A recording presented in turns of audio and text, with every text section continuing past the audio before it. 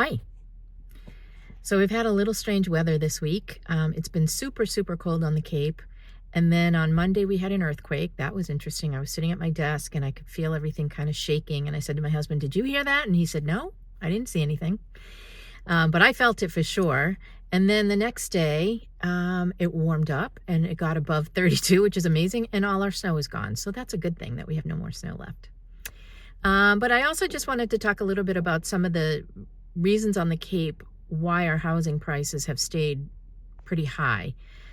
Years ago, we were just talking about this not long ago, but years ago, people used to come to the Cape because the housing was more reasonably priced. So they may come down to Sandwich or Falmouth and commute into Boston or Providence from there because the housing prices were less expensive. But now our housing prices may even be superseding off Cape. And I think part of that is for a number of reasons. One is that a lot of people bought second homes down here. The economy was doing really well for a long time. People had extra money to play with, and they all invested in real estate and came to the Cape to buy a summer house.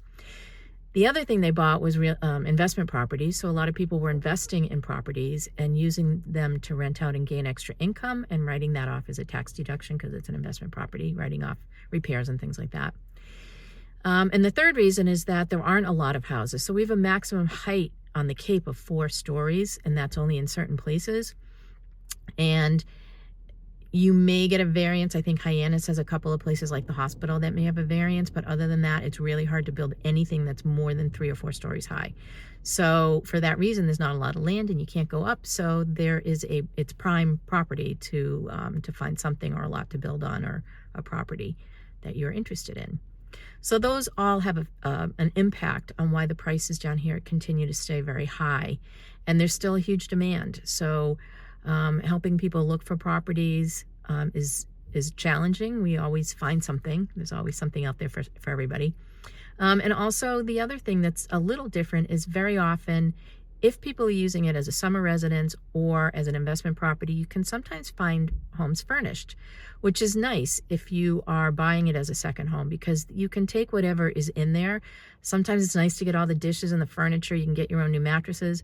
But with that, you can replace things when you want, when it's convenient for you, when you can afford it. You don't have to do everything when you first move in and buying all new everything. So a lot of people can use that to their advantage and roll that into an offer for them to just leave everything. And a lot of sellers like that because they don't have to get rid of all the stuff before they move out.